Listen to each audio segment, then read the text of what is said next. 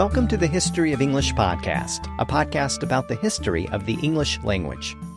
This is episode 139, The Business of Printing.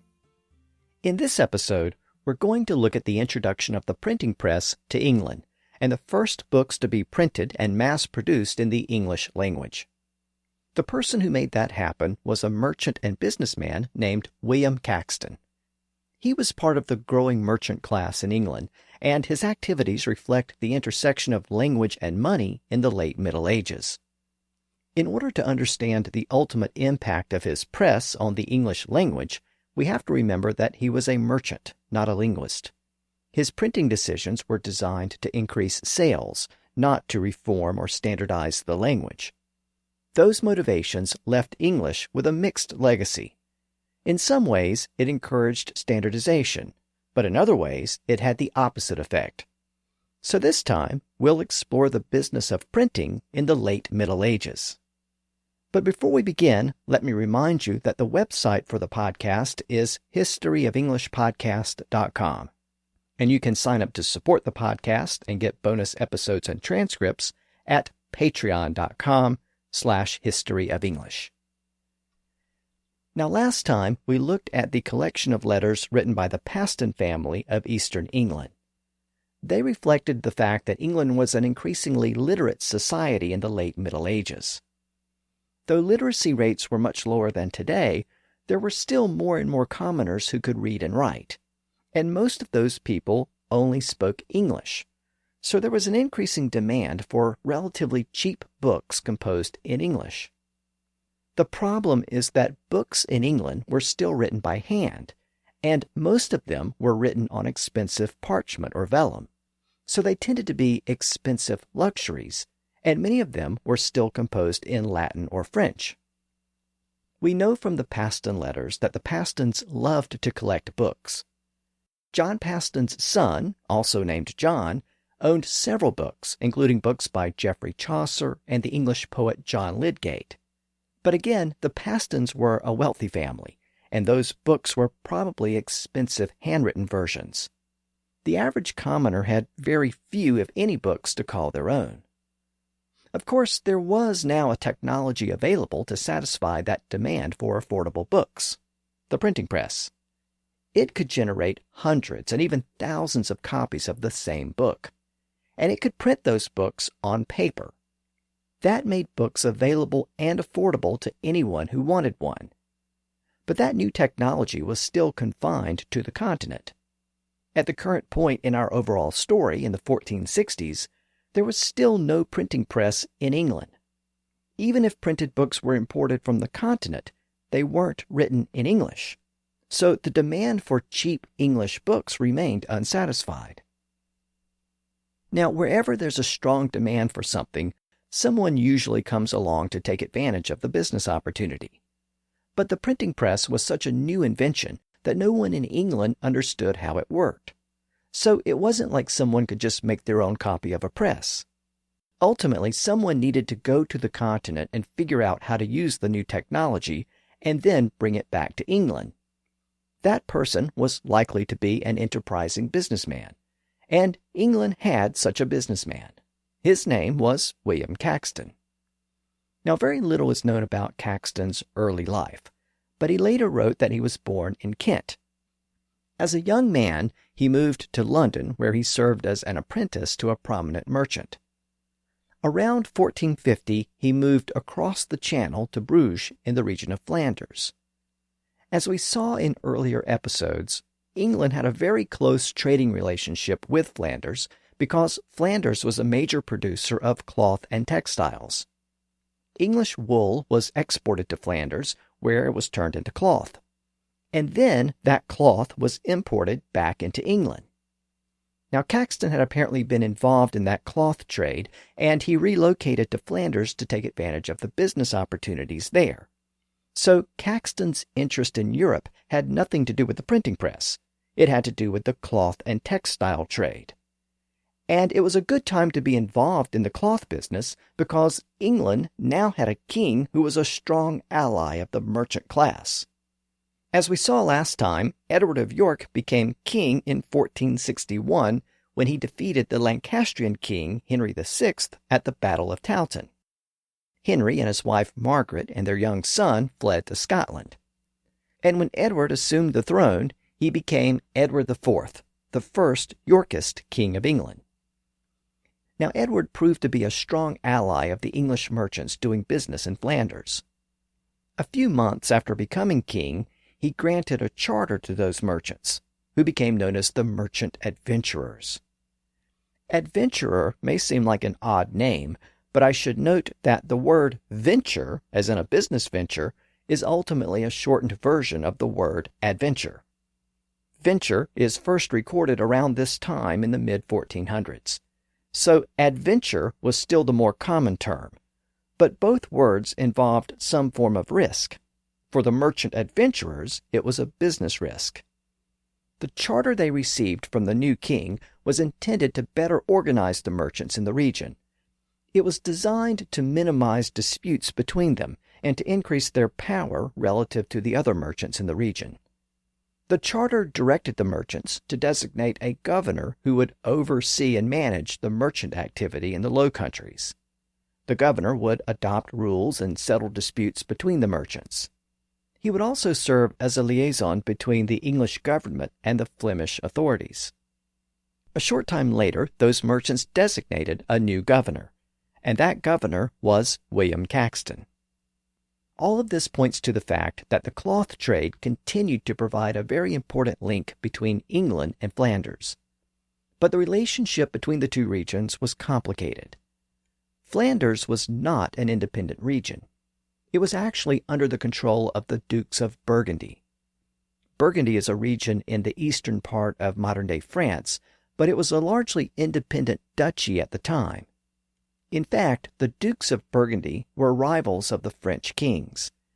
And during the 100 Years' War, you might remember that Burgundy had a close alliance with England against the French king.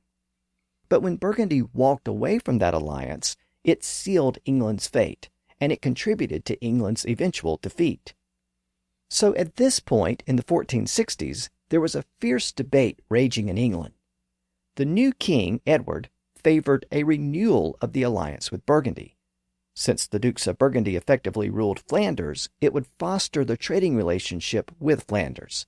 It would also provide a check on the authority of the French king. But there was also an opposing view.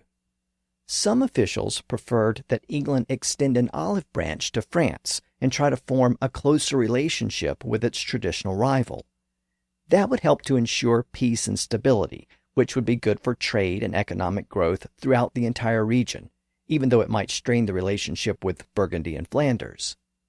The leading proponent of this opposing view was King Edward's right-hand man, Richard Neville, the Earl of Warwick, commonly referred to as simply Warwick.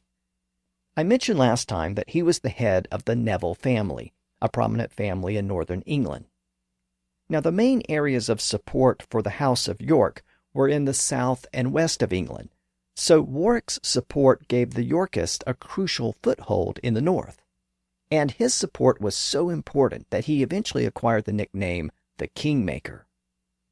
Warwick had supported Edward's father, Richard of York, and he supported Edward when he became the first Yorkist king. But now the close relationship between Edward and Warwick started to fray. Warwick negotiated an alliance with France, while Edward sought to renew the alliance with Burgundy. Though the fighting in the Wars of the Roses had settled down, the prior king, Henry, and his wife Margaret were still around, and they still had their supporters. Insurrections continued to flare up in the north, but in 1464, Edward defeated the Lancastrian rebels at the Battle of Hexham, and that brought a temporary end to the fighting. A short time later, the prior king, Henry, was captured and placed in the Tower of London. He was still suffering from mental illness, but he was now in Edward's custody. However, Henry's wife, Margaret, was still on the run with her young son, the Lancastrian heir to the throne, and that ensured that the division between the houses of York and Lancaster would continue to fester. Around that same time, Warwick, the Kingmaker, finally worked out an agreement with France. Under the agreement, France would recognize the new Yorkist King Edward as the rightful King of England, and France would stop providing support to the Lancastrian rebels. As usual, the alliance was to be sealed with a political marriage. King Edward was to marry the French king's sister. But as soon as the terms of the agreement were revealed, Edward announced that there was one little problem with the marriage arrangement. You see, he was already married. Edward had recently married a woman named Elizabeth Woodville, and he had been keeping the marriage a secret.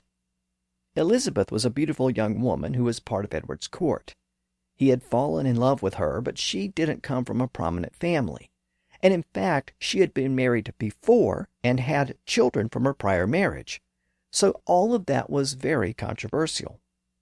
Kings were expected to marry for political reasons, not for love. And even though Elizabeth's prior husband was dead, there was added controversy when Edward's allies realized that he had actually fought for the other side in the earlier battles of the Wars of the Roses. And so had the new queen's father and her brother. So the first Yorkist king had married a woman with close ties to the Lancastrians. Needless to say, the revelation of this secret marriage was a bit of a scandal. The marriage blew up the potential alliance with France, and it infuriated Edward's ally, Warwick. It also turned out that Edward's new queen had a lot of siblings and close relatives, and they were soon given prominent positions in the government and the royal court. Her siblings were married to prominent nobles throughout Europe. Those were positions and marriages that Warwick had been trying to secure for his own children and relatives. And then Edward started to ignore Warwick's advice altogether. All of this soon led Warwick to abandon his support for Edward. With Warwick pushed to the side, Edward was now free to pursue his alliance with France's rival, Burgundy. As per usual, the alliance was formalized with an arranged marriage. Edward's sister Margaret married the Duke of Burgundy in the summer of 1468. So Margaret now provided a direct link between her brother, the English king, and her husband, the Duke of Burgundy. Margaret's marriage took place in Bruges in Flanders, and she arrived there at the same time that William Caxton was serving as the governor of the English merchant adventurers. The old trading relationship between the two countries was soon renewed and reaffirmed, and English exports to Flanders started to increase once again. But Caxton was apparently tired of serving as the governor of the local merchants. Around this same time, he left his position as governor and went to work for the new Duchess, Margaret. He was appointed as the secretary to her household in 1469. His new position was apparently much less stressful, and it left him with a lot of leisure time. He observed the nobility's fascination with courtly romances, and he came across a lot of books in and around the Duchess's household. That included some books that had been printed with Gutenberg's new printing press. One of the books Caxton encountered was a collection of stories about the ancient city of Troy and the Trojan War. The book was composed in French by a writer named Raoul Lefebvre. It was called Le Recueil des Histoires de Troie, literally the Recueil of the Histories of Troy. But it meant the compilation or collection of the histories of Troy. Again, it was a French book, but Caxton was fascinated by it, and he decided to translate it into English. In a later account, he wrote that he began the translation to make it available for English speakers, and also to pass therewith the time, and also to pass therewith the time. He wrote that he had made and written a 5 or 6 quires, had made and written 5 or 6 quires, so that's about 40 or 50 pages. But then he recalled that he fell into despair. He became frustrated with the translation, feeling that it wasn't very good. Later, he showed the partial translation to Duchess Margaret, and he recalled that she oversaw and corrected his work. She also told him to finish the translation, and being in her service, he did as she ordered. And it was probably a good thing that he did that, because That translation eventually became the first book to be printed in the English language. So at least some of the credit for that innovation goes to Duchess Margaret of Burgundy, the English king's sister. Had she not ordered Caxton to finish that translation, he may have never finished the project, and he may have never bothered to print it for other English speakers to read. It actually took Caxton a while to finish the translation, and while he was working on the project, things started to fall apart for Margaret's brother back in England.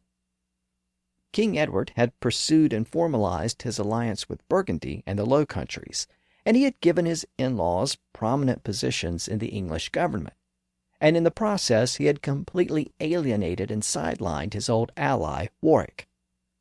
Warwick decided to take matters into his own hands, and he approached Edward's younger brother, George, who was the Duke of Clarence.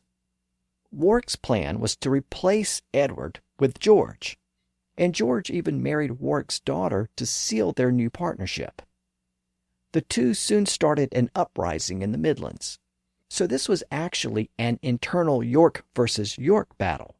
So it was an internal family feud within the larger family conflict known as the Wars of the Roses. After a few months, Edward was able to put down the rebellion, and Warwick and George fled to France. It turned out that they weren't the only ones who had taken refuge there. The former Queen Margaret had also headed to France after her husband, the former King Henry VI, had been captured and taken prisoner. And in France, Warwick and Margaret, the old bitter enemies, patched up their differences. So Warwick switched sides. The long-term supporter of the Yorkist cause now threw in his lot with the Lancastrian queen. The French king blessed the new alliance by agreeing to give them financial support if they agreed to abandon England's alliance with Burgundy. A short time later, in 1470, Warwick returned to England with troops paid for by France. He and George landed in the south of England while King Edward was in the north. Warwick's forces quickly seized London and freed the old Lancastrian king Henry from his imprisonment in the Tower.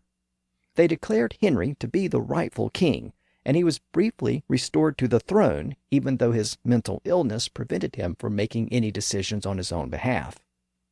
That's why Warwick ultimately became known as the Kingmaker. The speed of Warwick's invasion and Henry's restoration took Edward by surprise. It prevented Edward from mounting an effective defense, so now it was his turn to flee Britain and take refuge somewhere else. And of course, he headed to Flanders, where his sister and brother-in-law were in charge. According to some accounts, William Caxton helped to find living arrangements for Edward and his retinue when they arrived in Bruges.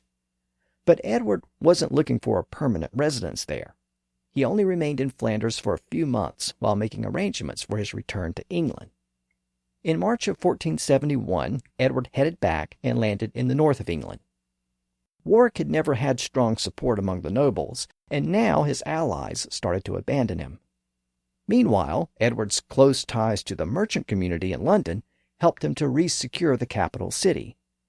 In April, Edward's forces were welcomed back into London by cheering crowds. The old Lancastrian king Henry was promptly sent back to the Tower. The throne of England had become a revolving door, and now the door was opened back up to Edward and the House of York, and it was about to close on Henry once and for all. Edward then rode out of London to meet Warwick's forces on the outskirts of town, at what was then the small town of Barnet. The two sides squared off against each other for what would be a decisive battle in the Wars of the Roses. Edward's forces won the day, and more importantly, Warwick was killed while trying to escape the battlefield. The Kingmaker was dead. But the rival Lancastrian king Henry was still alive in the Tower, and a rival Lancastrian army was still being led by Henry's wife, Margaret, and her young son, the Lancastrian heir. A few weeks later, Edward's Yorkist forces met Margaret's Lancastrian forces at Tewkesbury in the west of England. Once again, Edward emerged victorious. Margaret was captured, and more importantly, her son was killed during the battle. That meant that there was no longer a Lancastrian heir. the only remaining descendant from John of Gaunt's first marriage was the poor senile King Henry, who was still being held in the Tower of London. And Edward realized that the time had come to bring a permanent end to that rival line. When Edward arrived back in London, it was announced that Henry had died in the Tower. Henry's death and the death of his son brought an end to the first phase of the Wars of the Roses. Edward had secured his position as the king, and the main line of Lancastrians was extinguished. But, while there were no more descendants of John of Gaunt from his marriage to his first wife, Blanche, there were some living descendants from his marriage to his third wife, Catherine Swynford. And one of those descendants had married into a Welsh family called the Tudors. So we're not quite done with John of Gaunt's heirs yet. As we'll see in a future episode, the Tudors preserved what remained of the Lancastrian claim to the throne. But for now, the main line of the House of Lancaster had come to an end. With her husband and son now dead, the old Queen Margaret was permitted to return to France, where she died in poverty a decade later. For the remainder of Edward's reign and the rest of his natural life, he ruled England without any more major challenges to the throne. Around the time that Edward reclaimed and secured his position as the King of England, William Caxton finally completed his English translation of that collection of stories about Troy and the Trojan War. For now, it was just a handwritten text, but then Caxton took a trip to Cologne in Germany, where he observed an actual printing press in action. And while he was there, he learned how to use it. Now, it isn't clear if he made the trip to Cologne to learn about the press, or if he simply encountered it during his travels. But being a businessman, he definitely saw the potential in the new device. While continental presses were producing books in the local languages, they weren't producing any books in English. And Caxton knew that there was a demand for English books back in his home country, so it was just a matter of seizing the opportunity and starting his own printing business to produce books in his native language. He eventually returned to Bruges in Flanders and set up his own printing shop there.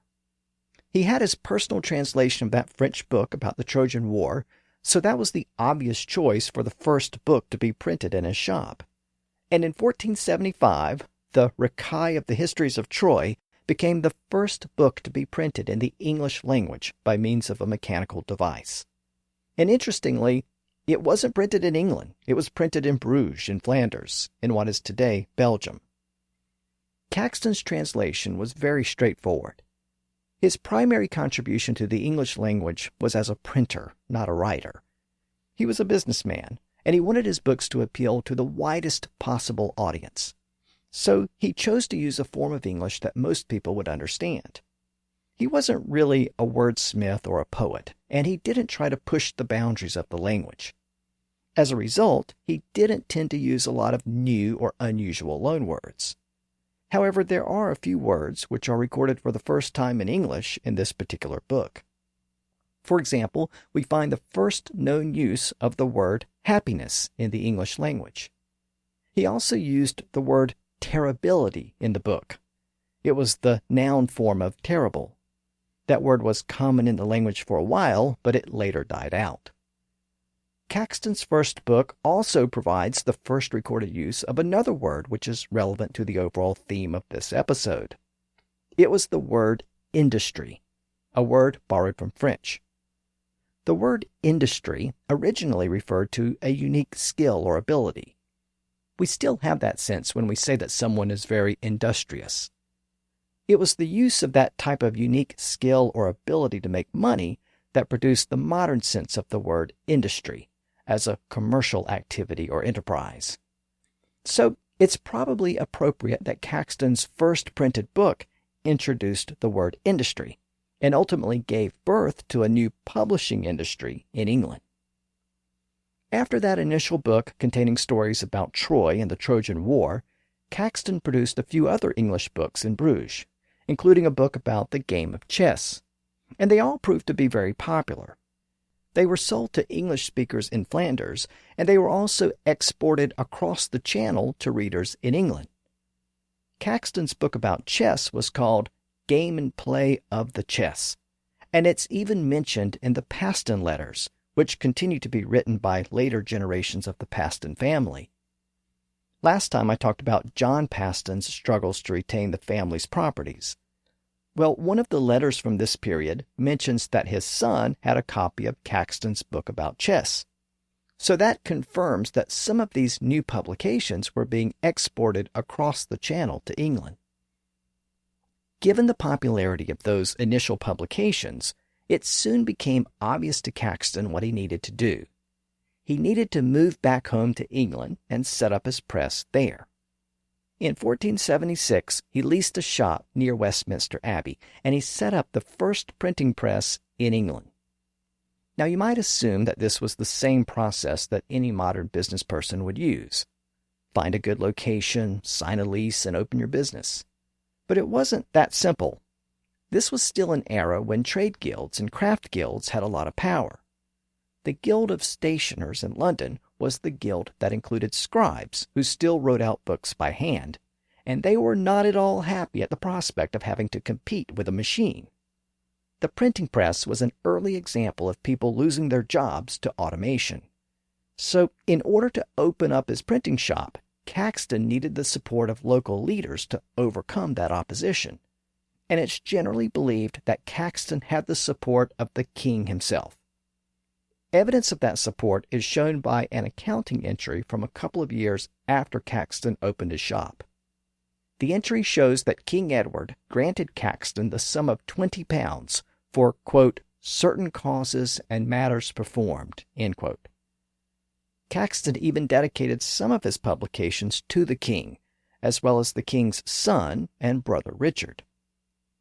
Now, Caxton's shop was located in a small building near Westminster Abbey. It was in an area where much of the country's legal and government business was conducted.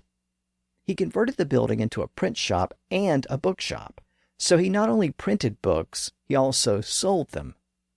The first book that Caxton printed in his new shop in England was a book called Dictes or Sayings of the Philosophers, literally the dictus or sayings of the philosophers.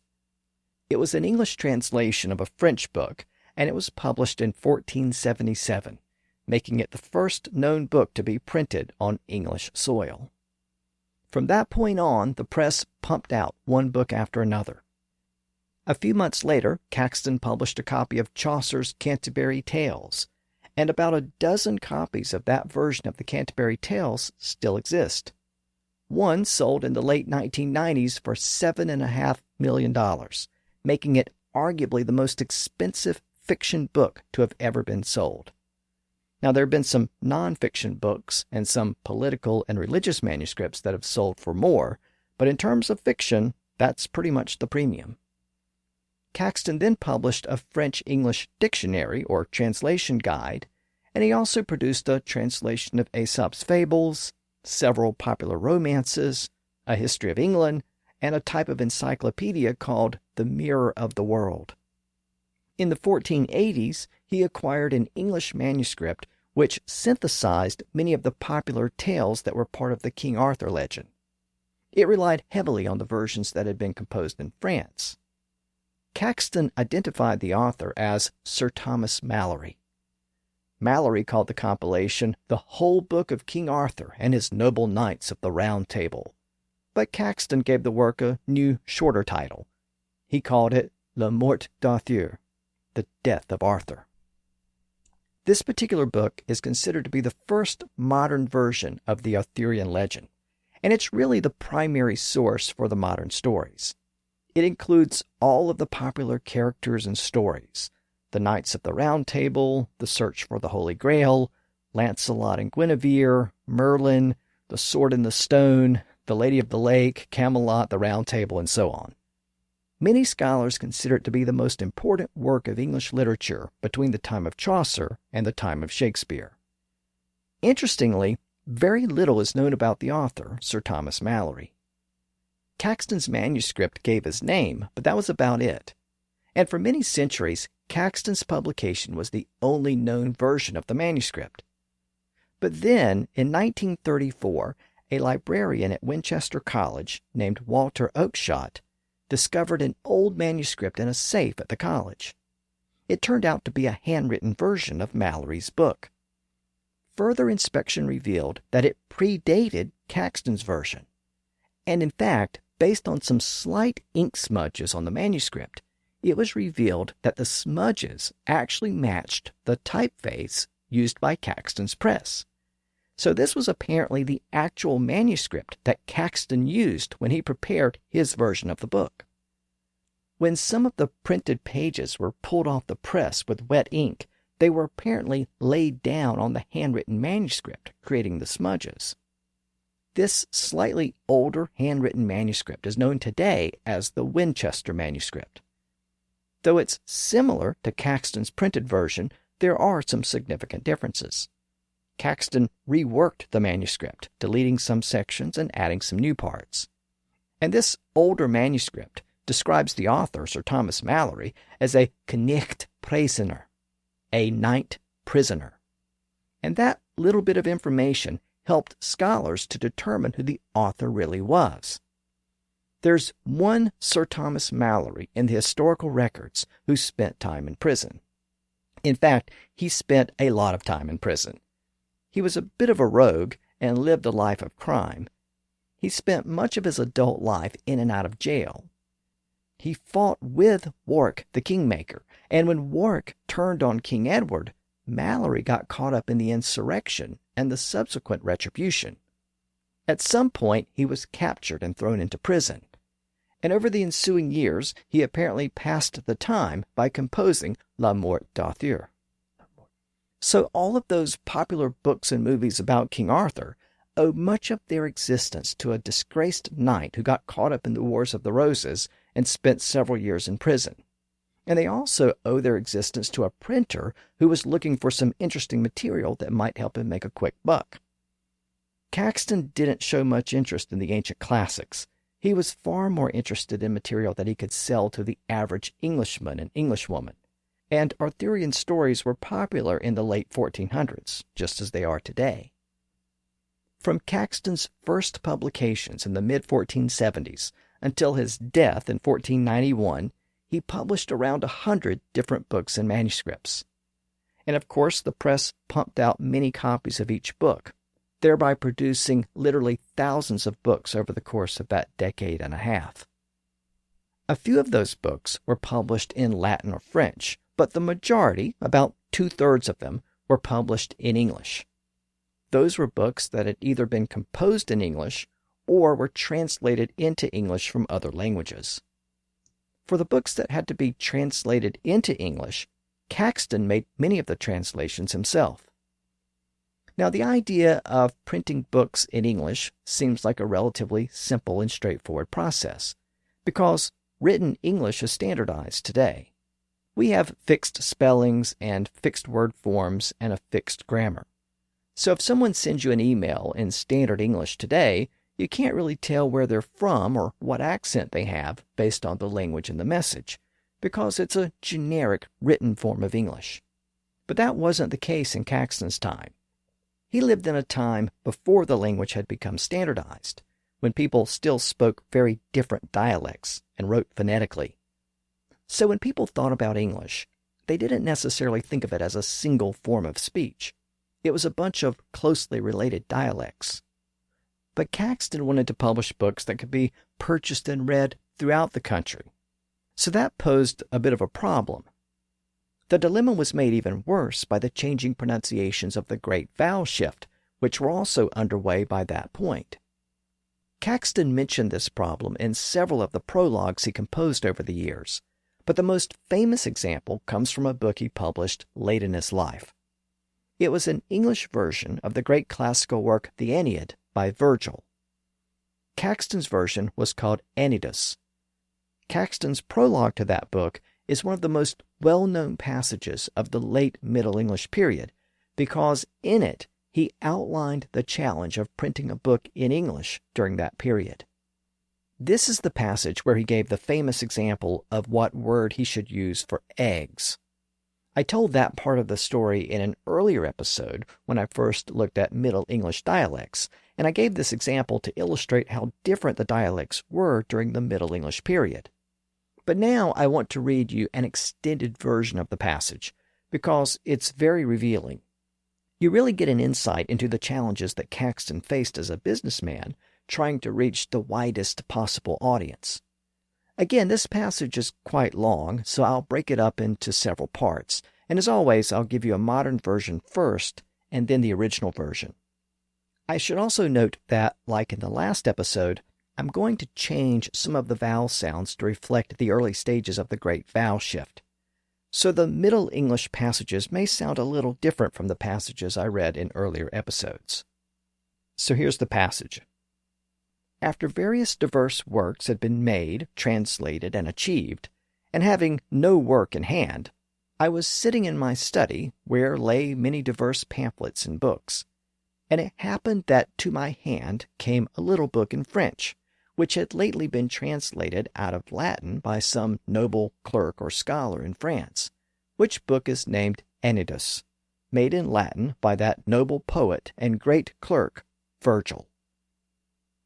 After diverse works made, translated and achieved, having no work in hand, I, sitting in my study, whereas lie many diverse pamphlets and books, happened that to my handle come a little book in French, which latter was translated out of Latin by some noble clerk of France, which book is named Enidus, made in Latin by that noble poet and great clerk, Virgil.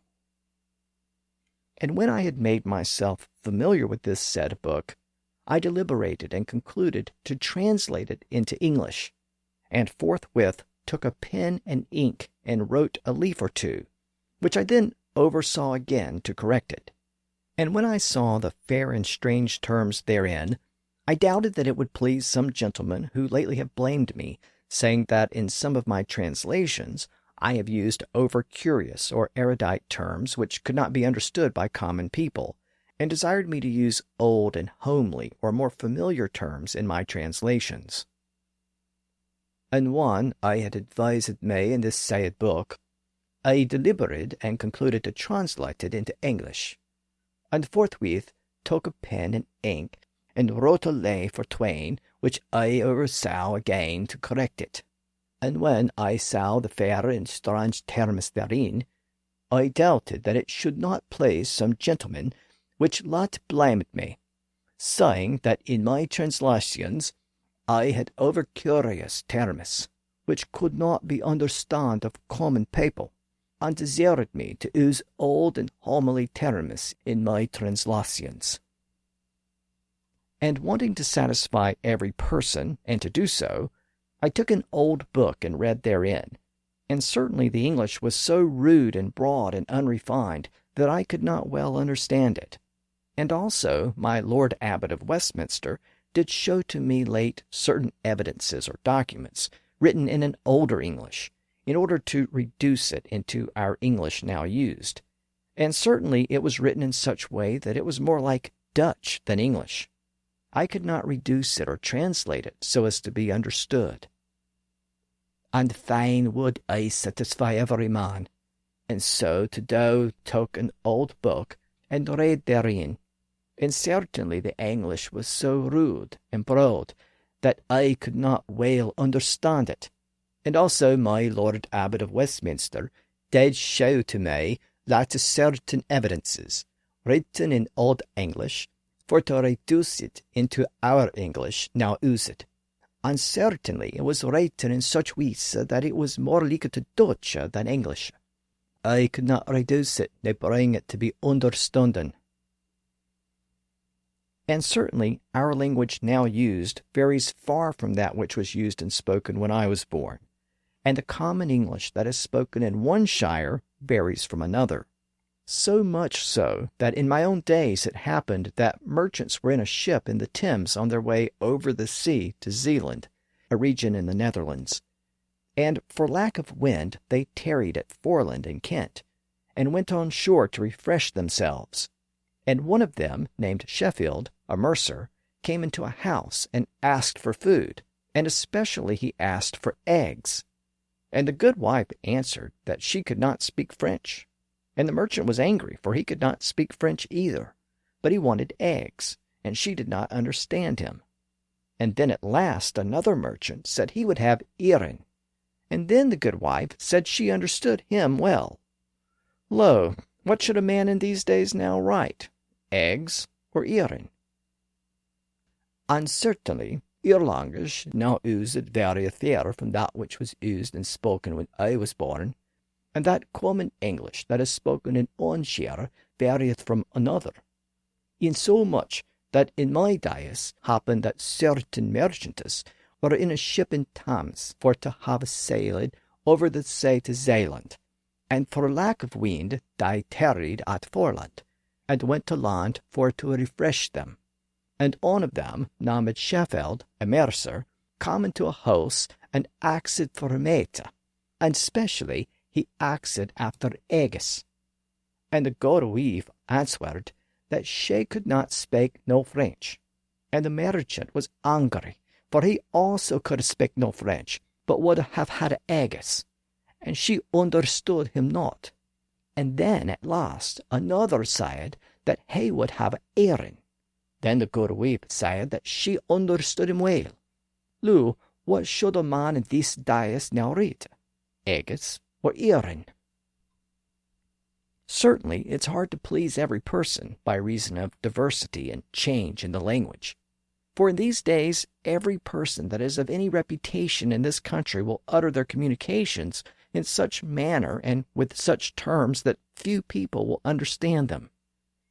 And some honest and great clerks have been with me and desired me to write the most curious and erudite terms that I could find. And thus, between plain, rude, and curious, I stand abashed. But in my judgment, the common terms that are daily used are easier to be understood than the old and ancient English. Certainly, it is hard to please every man, because of diversity and change of language. For in these days every man that is in any reputation in his country will utter his communication and matters in such manners and terms that few men shall understand them. And some honest and great clerks have been with me and desired me to read the most curious terms that I could find. And thus between plain rude and curious I stand abashed. But in my judgment, the common terms that be daily used being lichter to be understood than the old and ancient English. And forasmuch as this present book is not intended for a rough, uplandish, or rustic man to labor over when reading it, but only for a clerk and a noble gentleman that feels and understands the deeds of arms in love and in noble chivalry, therefore, somewhere between both, I have reduced and translated this said book into our English, not over rude or rough, nor curious or erudite, but in such terms as shall be understood by God's grace, according to my copy. And forasmuch as this present book is not for a rude uplandish man to labour therein, ne read it, but only for a clerk and a noble gentleman that faileth and understandeth in fights of arms in love, and in noble chivalry. Therefore, in a main between both, I have reduced and translated this said book into our English, not over rude, ne curious, but in such terms as shall be understanding by God's grace, according to my copy. So that's a lot. Let's break that down and consider what Caxton has to tell us. He tells us that he came across a French copy of the Aeneid, and he decided to translate it into English. But he became frustrated because he couldn't decide whether to use what he called curious terms, meaning fancy elevated words, or whether he should use rude terms, meaning common ordinary words. So he's alluding to a difference in register. Should he use the speech of the noble upper class, the merchant middle class, or the poor lower class? There was a difference. Of course, the answer to that question would determine whether he should use a plain ordinary word from Old English or a fancy loan word from French or Latin. But it wasn't just a matter of register and class. It was also a matter of region. The people of England spoke different dialects, so which one should he use? That was the point of the story about the eggs. Eggs was the northern dialect word. Irin was the southern dialect word. Both words could be found in a city like London, so again, which should he use? The same was true for regional pronoun forms and grammatical forms, which we've encountered in earlier episodes. Those were also mixed together in places like London.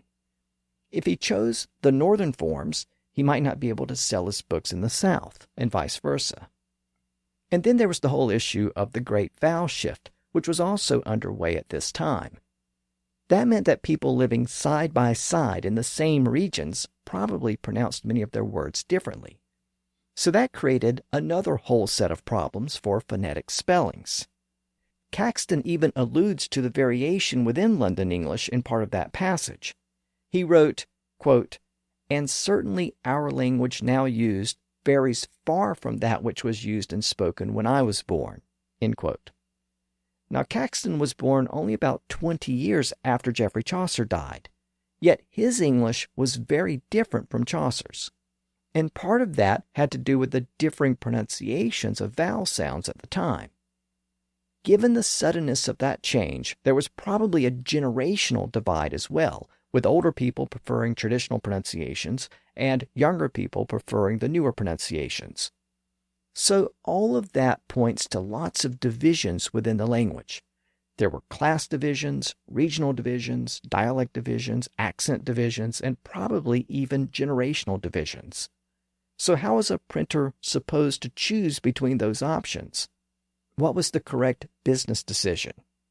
And speaking of business, that word is a good example of the dilemma that Caxton faced. I've mentioned this before, but the word business is literally busyness, the state or condition of being busy. Notice that the word busy is spelled B-U-S-Y, but it's not pronounced bussy, it's pronounced busy, like it should be spelled B-I-Z-Y.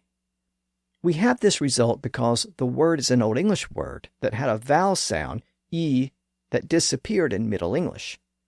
As the old sound disappeared, it was replaced by different sounds in different parts of the country. It became I in the north and east, and U in the west, and E in Kent in the southeast. And people from all of those regions converged in London in the decades after the Black Death. So by Caxton's time, he would have probably heard all three pronunciations. The modern word busy reflects this linguistic variation. It has the spelling of the West with the letter U, but it has the pronunciation of the North and East with the I sound. Interestingly, Caxton was from Kent, where people pronounce the word with an E sound, and appropriately enough, he spelled the word B-E-S-Y in works like Le Morte d'Arthur. So, given that type of variation, what was the best business decision, or bessiness decision, or bussiness decision? I mean, as a salesman, what was the best way to reach everyone in the country? In the end, Caxton decided to use a form of the language that was somewhere in between the various extremes.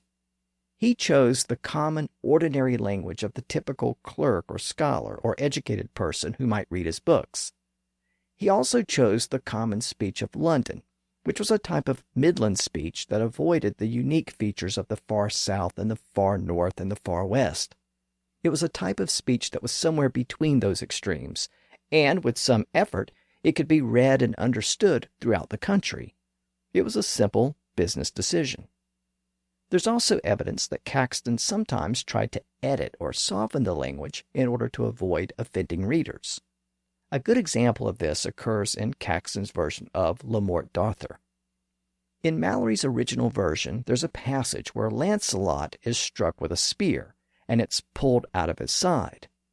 The original line reads, quote, "And he gave a great shriek and a grisly groan, so that the blood burst out, nigh a pint at once, that at last he sank down upon his arse, and so swooned down, pale and deadly." End quote.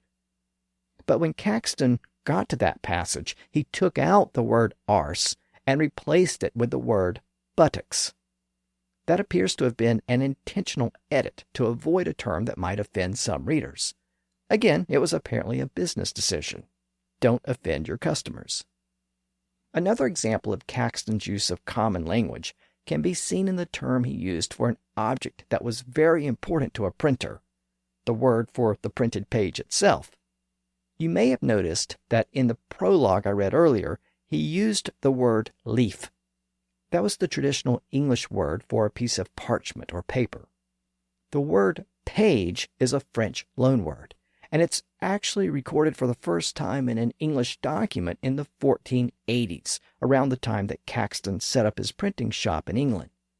So Caxton was almost certainly familiar with the word, but it was so new in the language at the time that he apparently preferred to stick with the traditional word leaf. Again, this is an example of his somewhat conservative approach to the language. By adopting a manner of speech found in the common people of London, Caxton set the English language on its way towards standardization.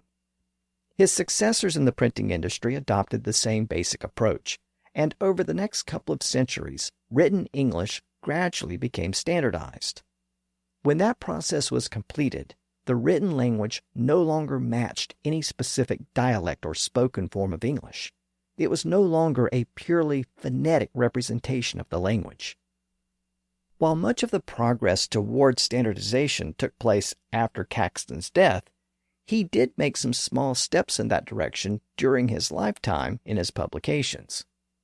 For example, he often followed the Chancery standard which government scribes used. I discussed the emergence of that standard a few episodes back. Where there was an inconsistent or conflicting usage in the language, Caxton tended to follow the Chancery standard. It's worth noting that Caxton's printing shop was established in Westminster, near the government offices, not in the heart of London itself. His shop catered to the clerks and lawyers and educated bureaucrats who worked in and passed through Westminster. So given that, it isn't surprising that he would tend to follow the Chancery standard where there was conflicting use. For example, the word such was switch in Old English. Both forms were still common in the late 1400s, but Caxton followed the Chancery scribes and used such, which became the standard form of the word. He also used the GH spelling in words like right and might and fight. Even though the sound represented by that letter combination was disappearing from the language, the Chancery scribes tended to represent that sound in their spellings, and Caxton did the same. Similarly, Caxton followed the Chancery scribes in using the ly adverb ending instead of the older lich ending. Caxton also tended to follow the Chancery when it came to the variable pronoun forms. For example, he used the letter I for the first-person singular pronoun, which was the form preferred by Chancery. In the south of England, people tended to say each, but that older form was on its way out. And Caxton generally used the northern third-person pronouns with the th sound, they, them, and their. As we've seen before, the south of England had very similar pronoun forms that all began with an H sound. Caxton not only used the northern th forms, he was actually more consistent in that usage than the Chancery was. But Caxton's consistency in his use of pronouns did not extend to spellings. Uniform spellings were simply not a priority. As I've noted so many times before, Caxton was a product of a time when there were no fixed spellings. People spelled words phonetically, and sometimes it seems like they enjoyed finding new ways to spell a word. A well-known example of this type of variation is the word thorough. Researchers have found over 100 different spellings of that word in Middle English. Even a simple word like might is spelled at least 20 different ways in earlier periods of English. No one was really concerned about the right way to spell a word because there really wasn't a right way to spell it yet. In some ways, Caxton's press actually made spellings even more inconsistent because he sometimes altered the spelling of a word to make a given line of text look better on the page. So let me explain what I mean. Like many printers, Caxton was concerned about the appearance of his books. He wanted them to resemble the beauty of handwritten manuscripts. After all, that would make them sell better. Well, handwritten manuscripts tended to have justified margins. In other words, both the left column and the right column were even. Each line of text began at the same point on the left margin and ended at the same point on the right margin. Now, today, it's very easy to do that with a word processor. You just click a button and the program automatically adjusts the spaces between the words to justify the margins. It was a little more difficult for a scribe to do that, but the scribe could still adjust the spacing and shape of the letters to make the line come out at the right point. But for a printer, it was much more difficult to justify the right margin.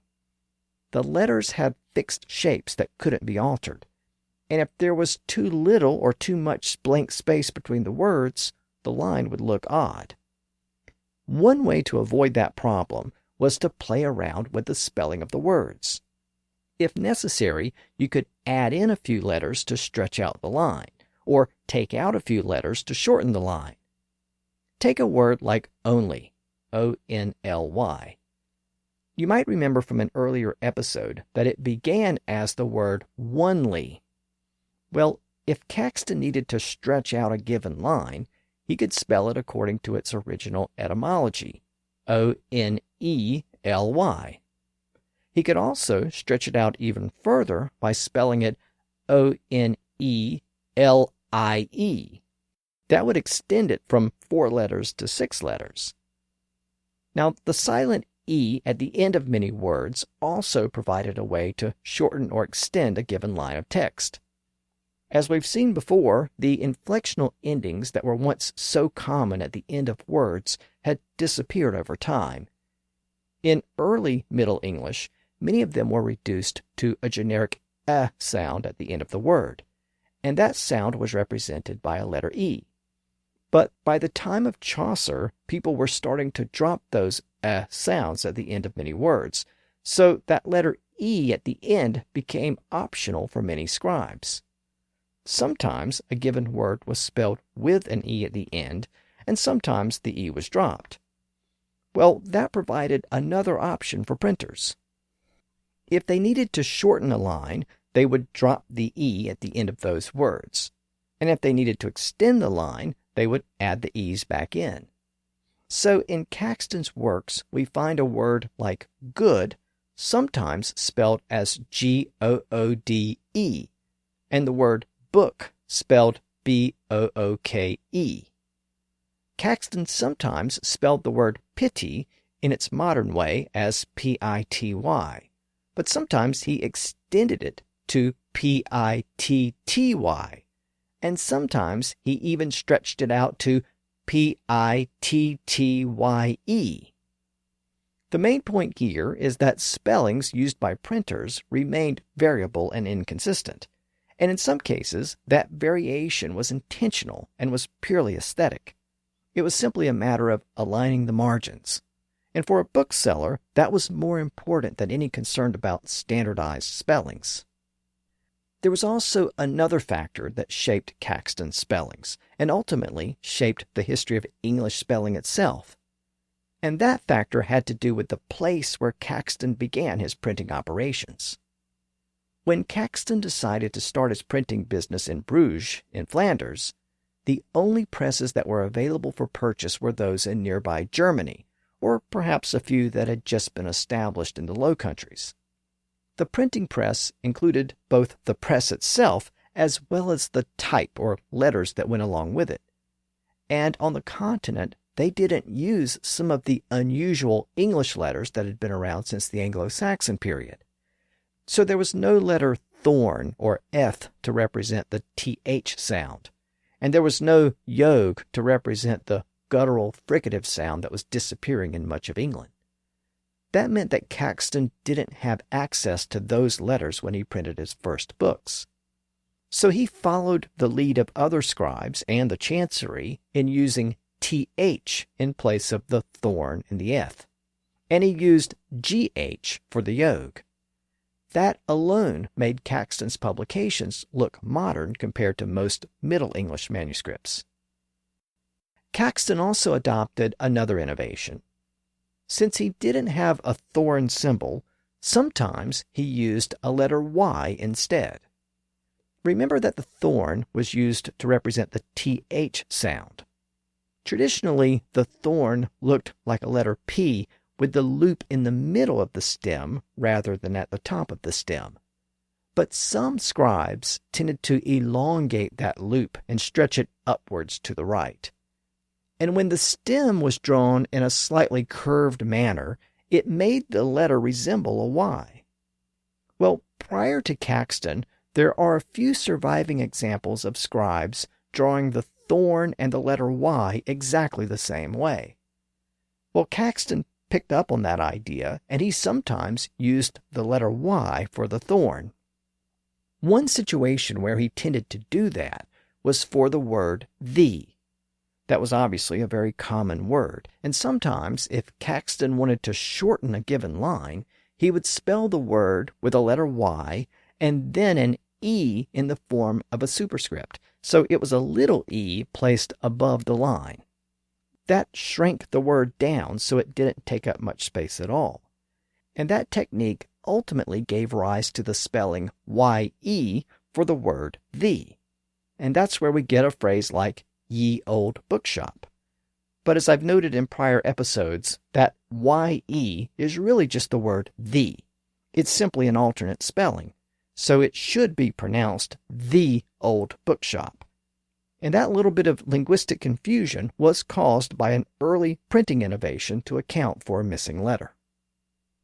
I should note that Caxton did solve that problem a few years later after he had relocated to England.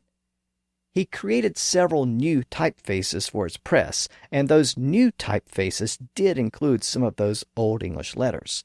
So his later publications did sometimes use the thorn or yogh, but generally speaking, the printers who followed Caxton didn't tend to bother with those older letters. They just used the type or letters that were used on the continent. And a short time after Caxton died, the yogh fell out of use in English.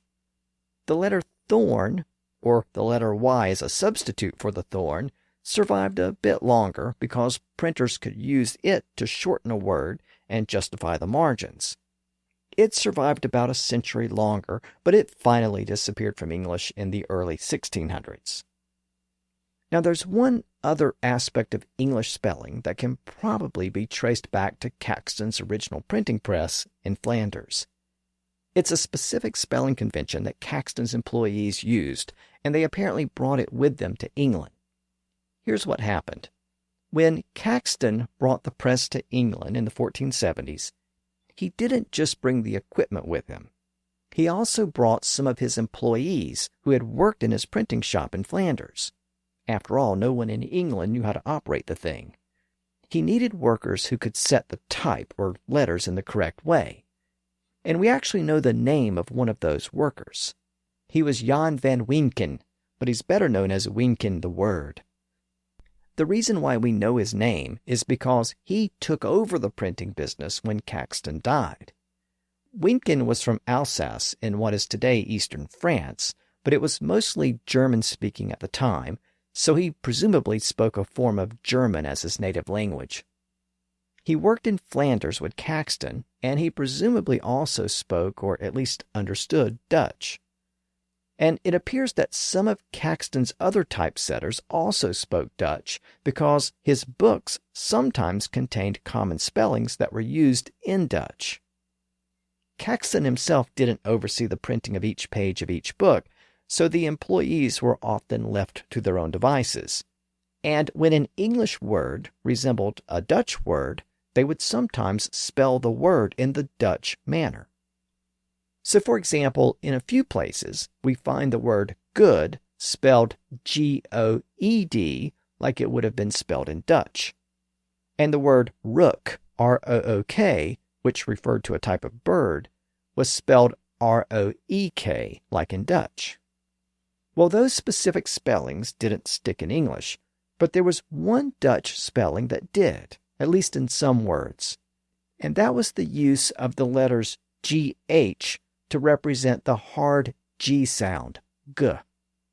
That spelling was common in Dutch, and when Caxton's typesetters had to render the word ghost in the phrase Holy Ghost, they spelled it with a GH, which it still has today. The word ghost is actually a common Germanic word, and within English it had always been spelled with a simple G at the beginning. But in the Middle Dutch that was spoken at the time, the word was usually spelled G-H-E-E-S-T. And it appears that Caxton's typesetters mimicked that spelling in a religious manuscript that was published in the print shop.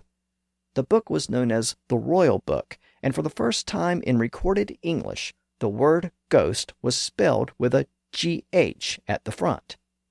It was actually spelled G-H-O-O-S-T. The same spelling popped up again in a rendering of Chaucer's Book of Fame, as well as other publications. Now that spelling didn't catch on immediately, but it appears that Caxton's publications were so common and other printers were so inclined to follow his lead that it became common to spell ghost with a G-H, and that was the accepted spelling by the time of Shakespeare. Caxton's workers also spelled the word aghast with a G-H, and that spelling also became common over time. By the way, aghast is derived from the same Old English root as ghost, so it made sense to treat the spellings the same way. By the way, ghastly also comes from the same root, and it also picked up the same spelling over time. Now, I should note that Caxton's books also spelled other words with the same GH, but for some reason the spellings didn't stick in those cases. So, for example, we find guess spelled G-H-E-S-S-E,